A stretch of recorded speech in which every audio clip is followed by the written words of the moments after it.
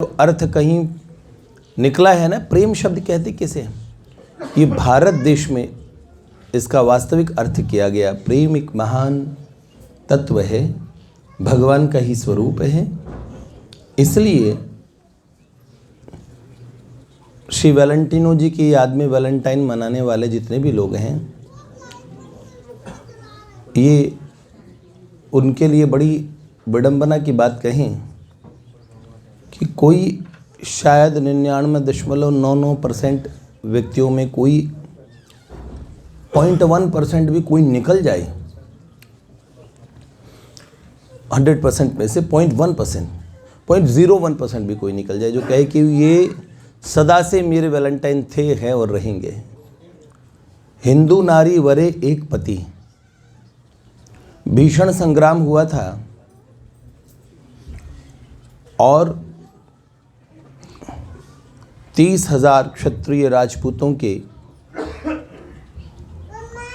मुंडों की मीनार बनाई थी।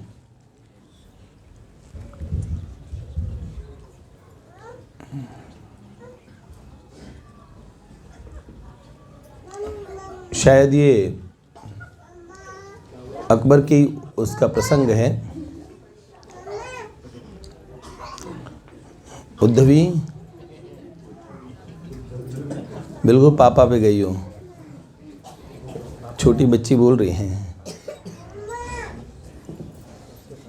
तो भैया ऐसा भीषण संग्राम हुआ, क्षत्रिय राजपूतों ने केसरिया बाना पहन के भीषण युद्ध किया और मातृभूमि की बलवेदी पे स्वयं को आहूत कर दिया और जितनी नारियां थी उन्होंने साका मतलब जौहर किया। सुंदर 16 श्रृंगार करके अपने पति का स्मरण करते हुए, भगवान का स्मरण करते हुए, अपनी क्षत्राणियों का जो धर्म है उसका पालन किया कि कोई हमारे शरीर को कोई ऐसे दुष्ट यवन मलेच्छ ये स्पर्श न कर लें। इसलिए उन्होंने और कई क्षत्राणियाँ जिन्होंने बराबर युद्ध किया, युद्ध में वीरगति को प्राप्त हुई। अलाउद्दीन के समय में प्रथम साका हुआ था, दूसरा कर्णावती जी के समय हुआ था, हुमायूं के समय बहादुर शाह गुजराती ने जब हमला किया था। इतिहास मेरा विषय रहा है। मैंने रोमिला थापर से लेके इन कॉमरेड्स के इतिहास को, इनकी शोध मैंने बताओ बहुत छोटी बाल्यावस्था में शुरू कर दी थी। कर्नल टॉड से लेके मैंने सबको पढ़ा है।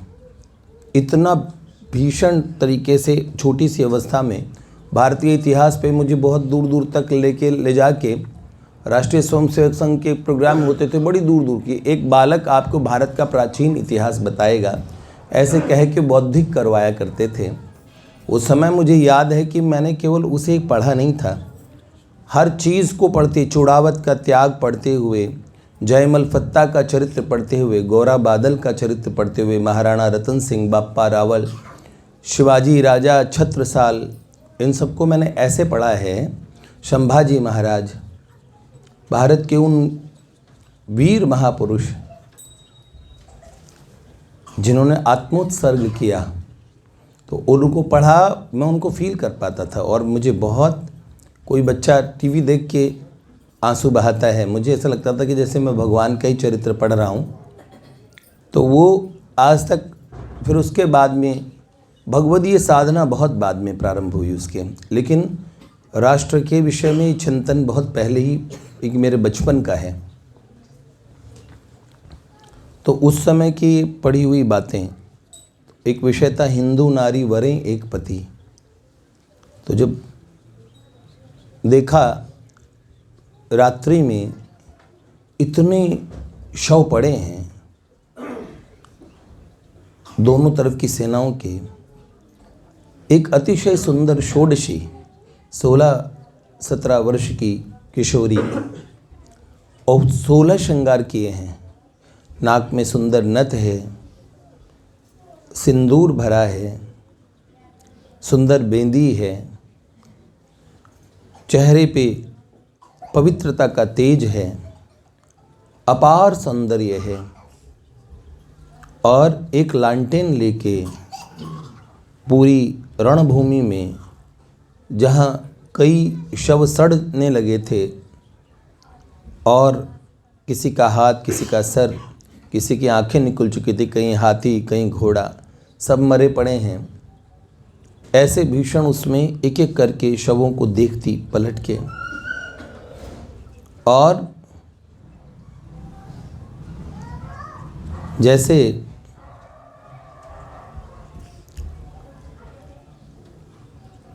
वो सबको पलट के देख रही है, उसी समय एक राजशाही पोशाक पहने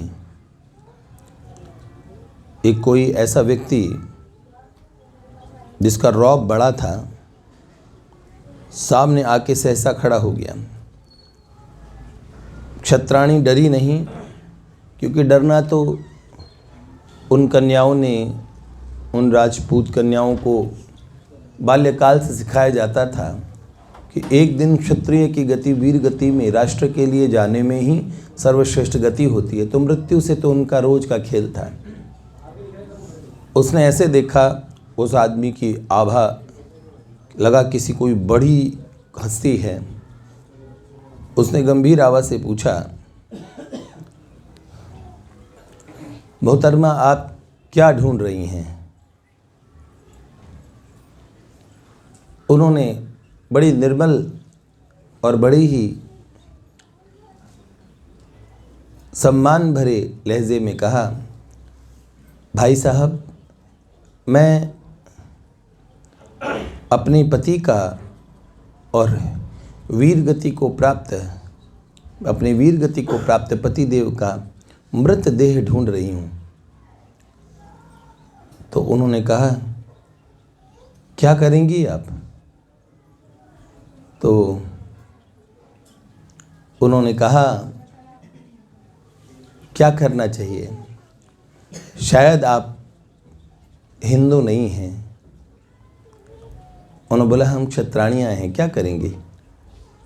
अधिकांश हमारी माताएं, बहनें, भाभियाँ सब जौहर कर चुकी हैं। हम बहुत दूर थे उस समय, जब इस रणभूमि का समाचार मिला। जब तक आए बहुत देर हो चुकी थी, और हमें पता लगा कि हमारे पतिदेव रणखेत रहे तो हम सती हो जाएंगे उनकी देह को लेके। उन्होंने कहा, इतनी खूबसूरत हो तुम, और अभी उम्र भी बहुत कच्ची है, ऐसे में मरोगी, लगता है तुम्हारा ब्याह ज़्यादा समय तो नहीं हुआ होगा। तो उन्होंने कहा, भाई साहब, मेरा ब्याह हुआ ही नहीं, सिर्फ सगाई हुई थी बस। तो उन्होंने बोला, सगाई? अरे क्यों ज़िंदगी ख़राब करती हो? सगाई हुई तो पत्नी थोड़ी बनी, तो फिर तुम बदल दो, कोई और से ब्याह कर लो, ज़िंदगी क्यों ख़राब करती हो अपनी? तो उसने कहा, देखिए, आप बड़ी अदब से बात कर रहे हैं और मेरे हित की भावना से बोल रहे हैं, वरना मेरे पास जो कटार है अभी तक आपका कंठ भेद कर चुके होते। उसने बोला, आपने ऐसे कैसे कहा मैं दूसरे को वरूं? तब उसने कहा, हिंदू नारी वरें एक पति। हमारे यहाँ एक बार कह दिया जाता है, हमारे यहाँ होता था पहले, गुरुजन, कुल गुरु, ये सब लोग देखा करते थे। फिर ज़माना आया बिचौलियों का, एक अंगूठी ले ली, एक चेन ले ली, ब्याह कराए। वो बिचौली बिजनेस हो गया। तो जो काम दलालों से होता वो कितना ख़राब होगा। पहले विप्र भगवान, ब्राह्मण देवता, हमारे कुल गुरु, कुल पुरोहित जी हैं। आप देखिएगा, आप लड़की फाइनल कर दीजिएगा, कन्या वहाँ से मान लिया करती थी मेरा फाइनल हो गया। जब उसे खबर आती थी तो मन से सोच लिया करती थी, पवित्रता से जीवन जीती थी।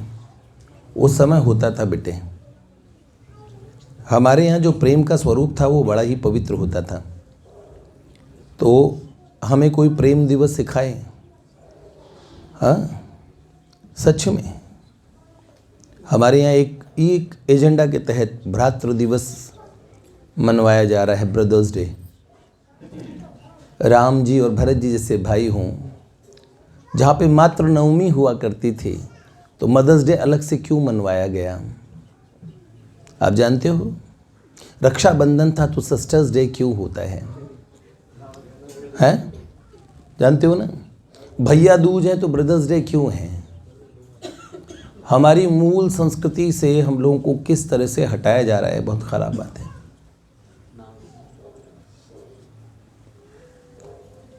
वैलेंटाइन मनाएं, वैवाहिक जीवन साथी मनाएं। अगर वैलेंटाइन मनाने का ही बहुत शौक़ है तो वो अपने अनंत काल के प्रियतम हैं उन प्रभु से आप ये कहिए, प्रभु हमारे भारतीय संस्कृति में तो सदा ही वैलेंटाइन रहता है, हम एक दिन का वैलेंटाइन आपसे नहीं मनाएंगे। हमारा वैलेंटाइन होगा तो सदा के लिए होगा। वैलेंटिनों के नाम पे एक दिन संसार भर का व्याभिचार, जिस जगह बहनें अपना शील खो के आती है और भाई इतने अपवित्र हो चुके होते हैं। आज पतित पावन जी मुझे एक सर्वे बता रहे थे कि सबसे गंदी हरकतें इन 7 या 8 दिनों में होती है। कुछ ऐसी दवाइयाँ और औषधियाँ इस समय सबसे ज़्यादा बिकती है। प्रेम को के पवित्र स्वरूप का बाजारीकरण कहीं देखना हो तो यहाँ देखो। धूल है उन लोगों को, शर्म होनी चाहिए भारतीय उन लोगों को जो शैंपेन उड़ाते हैं। भक्त बालक देख के पेट में मरोड़े उठते हैं। क्या है तुम ये हरि नाम करते हो, युगल सरकार की जय जयकार करते हो। भैया ब्याहों में तुम्हारी बहन बेटियां तो नहीं छेड़ रहे ना। एक ब्याह में अभी हम पूरा ग्रुप गए तो बहुत सारे जने थे। एक सज्जन अपने बेटे के साथ कई घंटे रुक के देख रहे थे। फिर उन्होंने मेरे पास आए, मेरे पास कौन, नारायण प्रभु भी मिले थे, आप 2-3-4 लोग। उन्होंने कहा मैं ये देखने के लिए रुक गया। एक सरकारी था, कोई सरकारी अधिकारी था। उसने कहा असल में मेरे मन में ये बात आई कि मैं और मेरे बेटा आपस में बात कर रहे हैं कि एक शादी में इतने लड़के एक साथ आ जाएं, साथ में खूब मस्ती कर रहे हैं, ढोल पे नाच रहे हैं आपस में। हमारे बच्चे फूहड़ गानों पे तो नृत्य करते ही नहीं, लेकिन अब बच्चे के अपने मित्र के ब्याह में हमारे बच्चे कोई और मित्र बनाते ही नहीं है, तो नृत्य कौन करेगा? हमारे यहाँ होते हैं, हमारी संस्कृति में नृत्य है, पर गंदे खराब गाने। मैंने कहा मेरे बच्चे हो, कम से कम डीजे पे तो मत नाचना। कई लोगों को ऐसा हिलोर उठती है कि भैया के बनाए हुए नियम दुखदाई होते हैं और कभी कभार शादियों में उनके पैर थिरकने लग जाते हैं। मैं जाता हूँ तुरंत का तुरंत थिरकन बंद हो जाती है।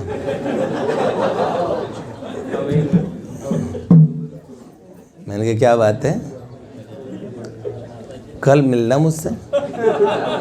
तो रात भर बेचारा उसके बीपी लो हो जाता कि कल क्या बोलेंगे। क्योंकि मैं यही कहता हूँ कि आपके नियम इतने खोखले नहीं होने चाहिए। मैंने अपने कुछ नियम जीवन में, मेरे ठाकुर जी जानते हैं, मैंने साइड में किए। जब उन नियमों को देखा ना कि इसमें हित ही हित छुपा हुआ है, अगर मैं ऐसा नहीं करूँगा, किसी के हृदय की भावना को देख के मैं बहुत कठोर नियम पालन कर लेता हूँ। जब फीलिंग्स देखता हूँ तो सोचता हूँ मुझे एक बार साइड में कर देना चाहिए। लेकिन मुझे लगता है इन नियमों को तोड़ के हित किसका होगा? क्या बहुत ख़राब गानों को मैं छूट दे दूँ बच्चों को? ये आप ढोल पे भी नाच सकते हैं अच्छे से। ऐसे हमारे बच्चे जब उन सबको देखा, उन सज्जन ने कहा अगर इतने लड़के एक साथ किसी शादी में चले जाएं तो अगर उनका ग्रुप हो तो लड़की वाले लड़के वाले दोनों के हाथ पैर फूल जाते हैं, पर एक बच्चे ने बदतमीज़ी नहीं की। लड़कियां जाती है पास से, कोई किसी को देखता नहीं है, उनकी तरफ किसी की दृष्टि नहीं है, सब अपने आप में मस्त हैं। एक होम मिनिस्ट्री के अधिकारी एक बार हमारे पास यहाँ आ गए थे। उन्होंने कहा मैं लोहिया पार्क में रोज़ देखता, ये बच्चे ऐसे आवाज़ लगाते हैं, हनुमान जी, पार्थ प्रभु, कृष्णा प्रभु। उन्होंने बोला मैं सोच रहा हूँ कभी तो माँ की गाली देंगे, कभी तो बहन की देंगे, इतने जवान लड़के इकट्ठे हुए एक गाली नहीं दे रहे। तो उन्होंने बोला ये तो तुम तड़का भी नहीं करते, कि इसका मतलब कहीं और के बालक हैं। बीकानों पे मैं एक बार रुका बीच में हरिद्वार से आते हुए, तो फिर बहुत सारे जने थे। तो एक किसान नेता, उन्होंने अपनी वो फॉर्च्यूनर पता नहीं कौन सी गाड़ी थी उसके अंदर में, और बहुत सारे लोग बैठे थे। तो वो बंदा देखे ही जाए देखे जाए। जैसे मैं गाड़ी में सवार होकर निकलने वाला हूँ, उन्होंने बोला गुरु जी, उन्होंने कहा जी, उन्होंने कहा ये जो बाकी जितने आए हैं आपके साथ, आप सब लोग किसी आश्रम के हो?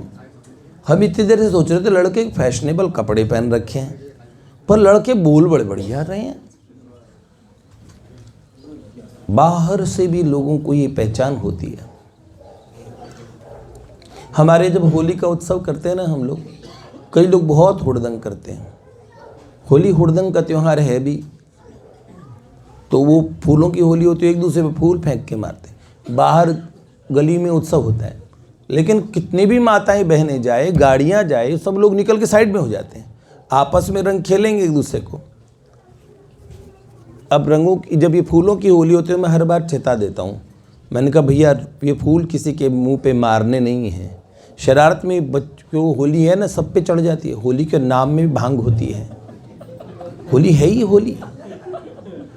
तो होली में शरीफ आदमी भी कुछ टेढ़ा चल जाता है, और जो टेढ़े हैं मतलब आप एक साइकोलॉजी का अध्ययन हुआ, साल भर के ये फागुन का समय ऐसा आता है, देखो एक समय ऐसा आता है जिसमें वात की अधिकता होती है, एक कुछ महीने में उन्हें कफ की, कईयों में वात और कफ का मिक्स होता है, कईयों में पित्त की प्रधानता होती है। उस समय खाना बताए ये नहीं खाओ ये नहीं खाओ, इतना सूक्ष्म है सनातन धर्म में। आप बोलते हैं ना कलर थेरेपी होती है, मैं आपको करके बताऊंगा। हाथों पे अमुक अमुक जगह रंग करके देखो, वो रंग आज इसके ऊपर इलाज चल रहा है पूरे विश्व में। चाइना चाइना बोल रहे हैं, अरे किसने चाइना ने दिया? चाइना के पास यहाँ से गई थी ये कोई कलर थेरेपी, हमारे यहाँ थी। आलता रखो, यहाँ महावर रचाओ, यहाँ मेहंदी लगेगी, इस दिन पीला कपड़ा पहनेंगे, पीले कपड़े से ये वाली एनर्जी एब्जॉर्ब होती है। इस दिन शनिदेव का काला पहन लो जी, इस दिन श्वेत वस्त्र धारण करना चाहिए, माताओं को ऐसे कलर की बिंदी लगाना चाहिए, छोरे ऐसा चंदन लगा लो, ये वाले चंदन से ऐसा होगा, यहाँ लगाने से पीनियल ग्लैंड ये होती है। इतना सूक्ष्म विज्ञान है ना। अगर मुद्राओं का मैंने कितने मुद्राएं कराई है, कितने लोगों को देखा ना, मुद्रा का असर तुरंत पता लगता है। अंगुलियां बनाने से क्या है, हीलिंग्स इन योर हैंड। ऐसे सनातन धर्मी हम लोग बालक। तो कौन सी बात पे बता रहा था बेटे मैं, ये सब इस इधर निकल के आया था। हाँ, तो होली वर्ष भर में होली जो खेलता है उसे मानसिक और विकार उसके कम हो जाते हैं, साल भर की फ्रस्ट्रेशन निकल जाती है। हर आदमी के अंदर एक बेहुदा पर्सनालिटी छुपी होती है, मल्टीपल पर्सनालिटी डिसऑर्डर। एक आदमी में कई पर्सनालिटीज़ होती है। एक शैतान भी बैठा होता है, वो कहता है बहुत बोल रहा है, घूसा मार इस पे। कहता नहीं घूसा मानो। कभी कभार अपने पापा भी फालतू बोल जाते, सुना एक दो सुना दे, ऐसे कहते ना। वो शैतान है, मम्मी को 4 बात सुनाए, भीतर का शैतान है। पर शास्त्र मर्यादा लगाता, अरे माता पिता से ऐसे नहीं बोलना चाहिए, वहीं पे ठीक हो जाते हैं, है ना। तो हर एक पर्सनालिटीज़ होती है अंदर, कुछ फूहड़ तरीके से हंसें, कुछ ऐसा करें, कुछ अजीब सी हरकतें हो जाए, इसलिए कर दिया बुरा न मानो होली है। पर होली में ये जो कि और मानसिक आघात का शिकार बना दो किसी को, दांतों में दंत मंजन सा कर दिया, उसके मसूड़े ही छिल गए, 20 दिन तक वो अपसेट रहा, मुंह फूला रहा, किसी के वो टमाटर जैसे कर दिया। होली है। गुब्बारा मारा बेचारा, बाइक से गिर गया, उसके टांग टूट गई, होली है। ऐसे बदमाश जो किसी दिन की रंजिश निकालनी है तो तेजाब फेंक देते हैं, होली है, रंग ना उतरे। देखो एक असुर भाव होता है मन में, उस असुर भाव से होली खेलोगे तो आसुरी संपदा मिलेगी। कई लोग होता ना, पक्का रंग लाओ जी, पक्का, जो कभी न छूटे। तुम बड़े श्याम सुंदर हो रहे हो जो तुम्हारा रंग न छूटे।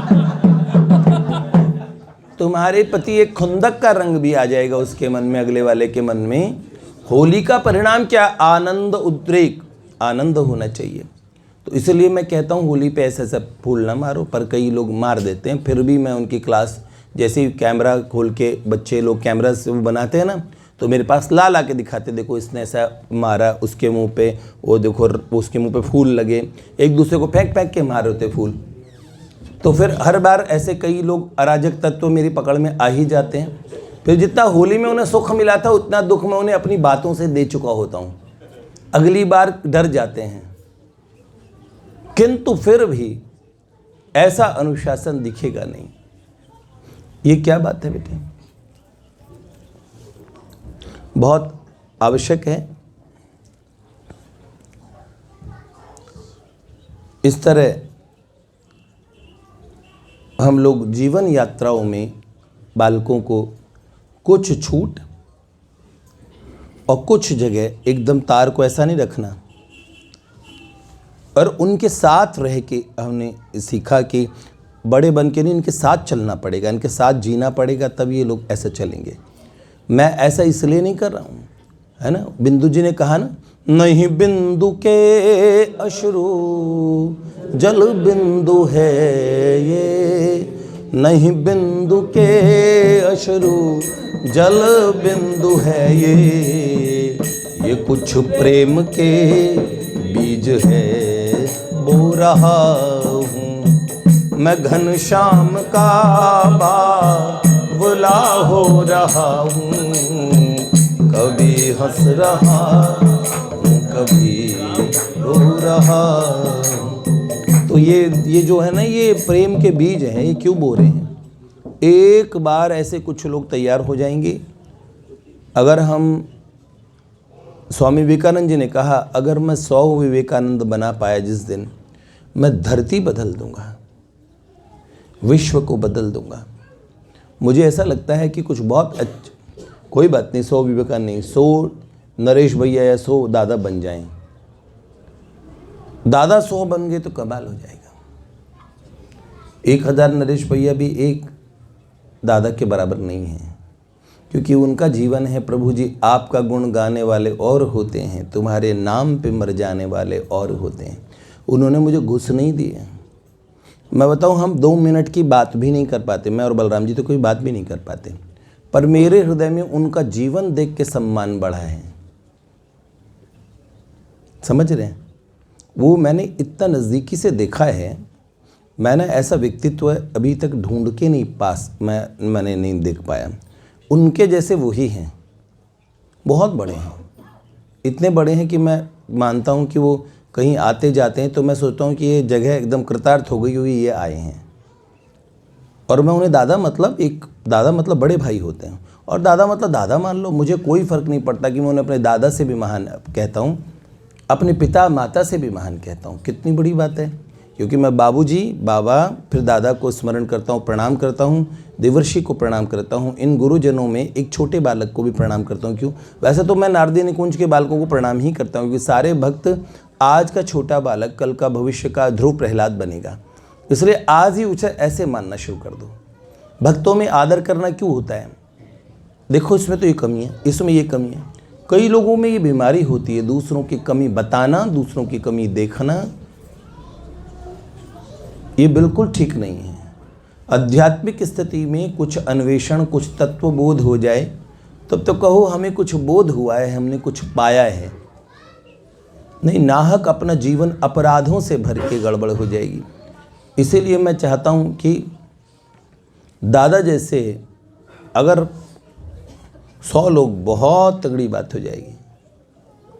ऐसा पवित्र जीवन बेटे, ऐसा संयम, स्वसुख की अपनी तरफ का, अपनी केयर करने के लिए बिल्कुल ध्यान रखने वाला समाज का वास्तविक हित कर सकता है।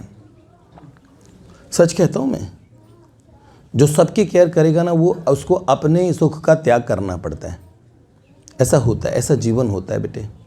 तो इसीलिए बहुत अच्छी बात है, आप सब लोग बहुत आगे जाएं। बात कहाँ से प्रारंभ की थी, किसी को याद है? हाँ, कहाँ से प्रारंभ की थी, किसी को ध्यान? ये वैलेंटाइन के विषय में प्रारंभ की थी। तो हम ये जो प्रेम के बीज बो रहे हैं, इससे एक दिन वास्तविक प्रेम के धरातल पे हम पहुंचेंगे। हमारे वाले बालक तो कम से कम असली वाले बने, ऐसा मैं चाहता हूँ।